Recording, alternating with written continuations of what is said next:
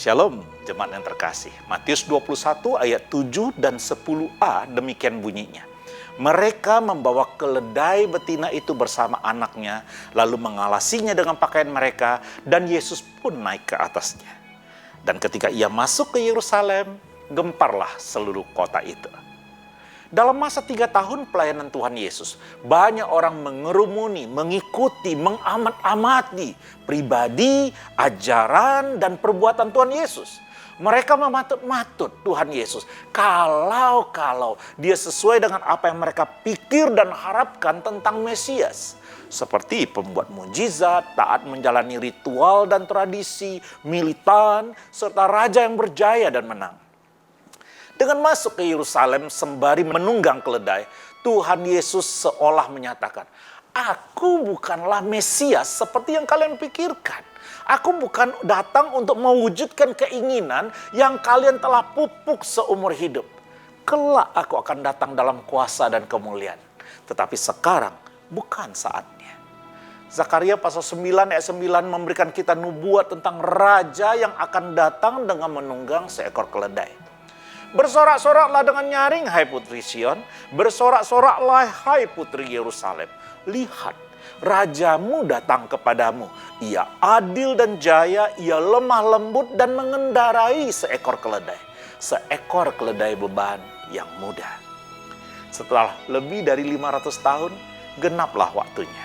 Dengan menunggang keledai, masuk ke Yerusalem, Tuhan Yesus memproklamirkan bahwa dia adalah Mesias dan Raja yang mereka nanti-nantikan. Sebagaimana yang telah dinubuatkan oleh Nabi Zakaria dan nabi-nabi lainnya di dalam perjanjian lama. Selain itu, dengan menunggang keledai masuk ke Yerusalem, Tuhan Yesus melangkah ke tahap selanjutnya dari kehidupannya di dunia ini.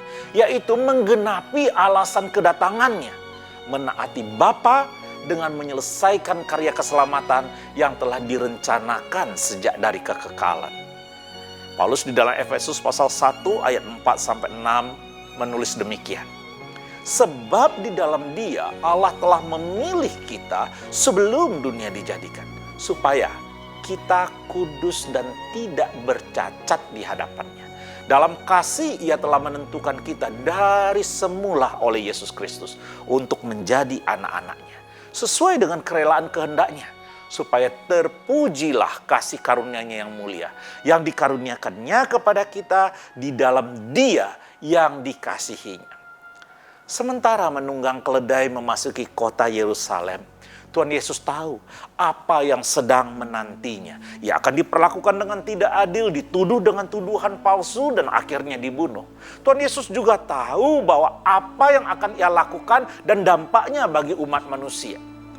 Dia tahu bahwa saat Ia menunaikan tugas sebagai anak domba Paskah, Ia akan mengubah dunia karena manusia berdosa memiliki jalan untuk kembali kepada Allah.